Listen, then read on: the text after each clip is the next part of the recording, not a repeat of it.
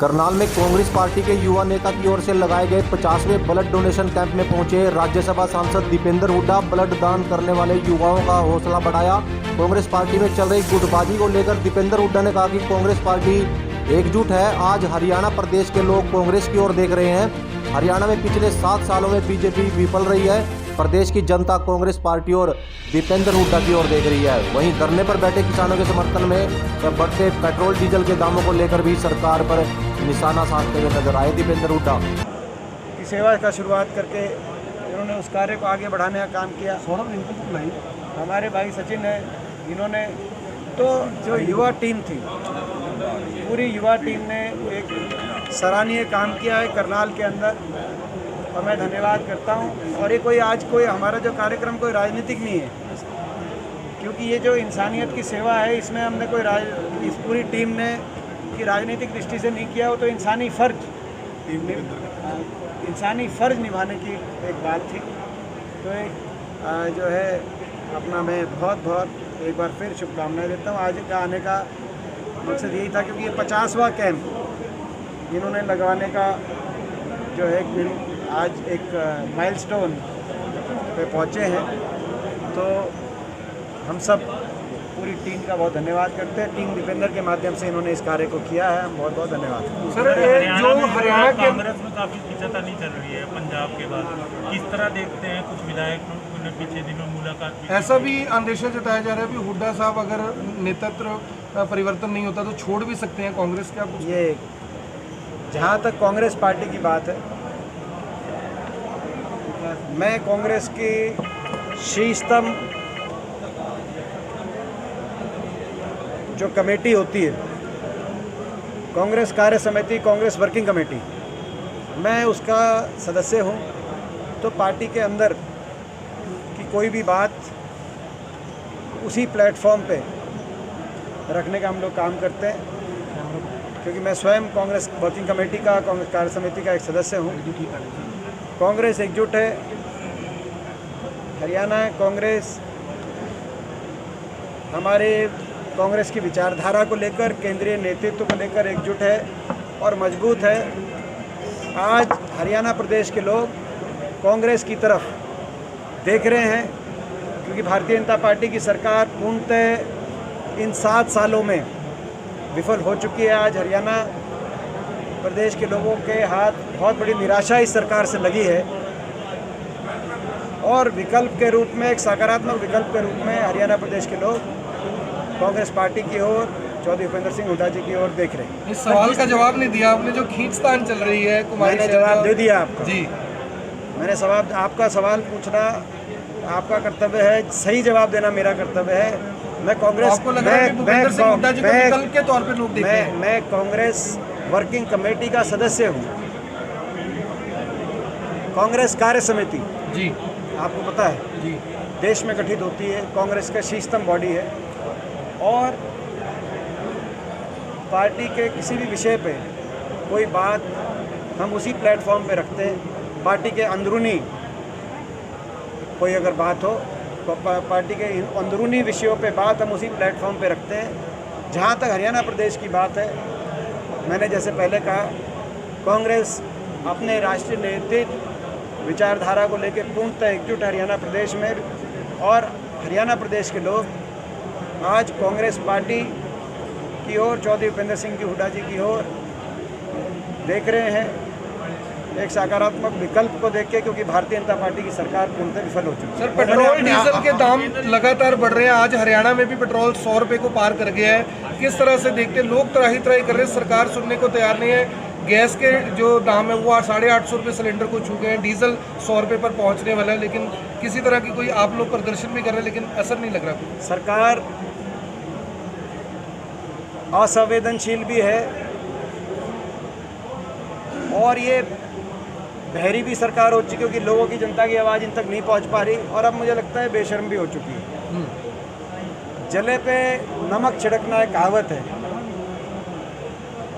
ये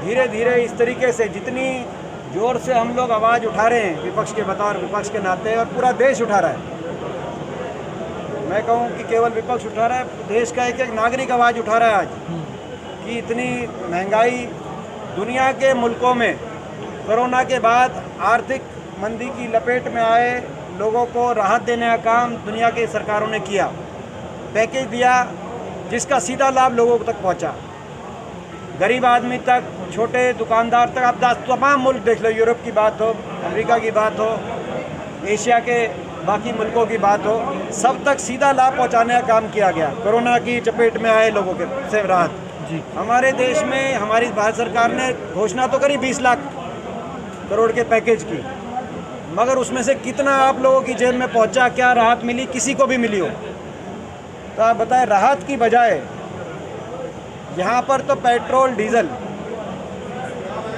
गैस के सिलेंडर और खाद के कट्टे का रेट बेइंतहा रिकॉर्ड दर पे बढ़ाने का काम हुआ। राहत की बजाय जनता पे और ज़्यादा चोट पहुंचाने का काम इस सरकार ने किया। तो इसकी गलत आर्थिक नीति, मैंने संसद में भी मैं बोला था कि इनकी नीति इस तरह की है कि ये जनता की ये लेऊ सरकार है, लेऊ सरकार। आपको याद होगा संसद के अंदर जो मैंने कही थी, ये देऊ सरकार नहीं है, ये जनता को देने में नहीं, जनता की जेब से लेने में विश्वास करती है, लेऊ सरकार है। ऐसी सरकार आ गई है। ऊपर आरोप लगते थे भ्रष्टाचार के। एक हद होती है निर्दयता की, कठोर दिल होने की भी एक हद होती है, क्योंकि ये जो 7 महीने से देश का किसान आंदोलन कर रहा है वो देश का किसान है। वो कोई उसके साथ जो बर्ताव जैसा किया जा रहा है, वो देश के किसान के साथ ऐसा बर्ताव कोई भी सरकार करेगी, ऐसी कल्पना ही नहीं की जा सकती। और तो और इन्होंने किसान की मांगों को मानने से मना किया, किसान मानने से इनकार किया जा रहा है। हाँ, फिर वही कह रहा हूँ, किसानों की मांगों को मानने से मना किया, फिर किसान को किसान मानने से मना किया, उस किसान को आतंकवादी, अलगाववादी, माओवादी, खालिस्तानी, कांग्रेसी, हर तरीके के नाम देने का काम किया।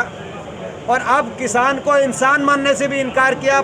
लगभग 500 लोगों की जानें कुर्बान हो चुकी इस आंदोलन में, जो अपने धरनों पे बैठे थे, जिन्होंने अपनी जान कुर्बान कर दी, मगर उनके प्रति संवेदना का एक शब्द, सहानुभूति का एक शब्द, छोटा मोटा एक्सीडेंट भी हो जाए तो देश में मंत्रियों के ट्विटर खड़कने लगते हैं। उनको भी दर्द होता है, हमें भी दर्द होता है। कहीं देश में कोई छोटा मोटा कोई किसी की अगर त्रासदी हो जाए, उनको भी दर्द होता है, हमको भी दर्द होता है। ट्विटर्स पे हर जगह संवेदना के, सहानुभूति के संदेश आते हैं, मगर किसानों के लिए संसद में हम 19 से दोबारा संसद शुरू है। पिछले सत्र में, सारे सत्र में मैं कहता रहा, कोई एक आदमी खड़ा होकर कम से कम सहानुभूति व्यक्त करे इन किसानों के प्रति। आप किसान को, ना किसान की मांग मान रहे, ना किसान को किसान मान रहे, ना किसान को इंसान मान रहे, मगर सरकार के कानों पर जू तक नहीं रहेगी। अब 19 से सेशन दोबारा शुरू होगा, 19 जुलाई से, और सेशन के पहले ही दिन मैं किसानों की बात को लेकर दोबारा उठाने का काम करूंगा। सेशन के पहले दिन सरकार ये ना भूले, सरकार ये मत समझे कि ये सरकार भूल जाएगी तो देश की संसद में कुछ ऐसे लोग नहीं आएंगे जो सरकार से जवाब नहीं मांगेंगे। कोई अब हमारी पूरी पार्टी, कांग्रेस पार्टी भी मांगेगी, और मैं भी पहले दिन ही किसान के मुद्दे को संसद में उठाने का काम करेंगे। सरकार है वो भ्रष्टाचार के मुद्दे पर गई थी, लेकिन करनाल में हर बार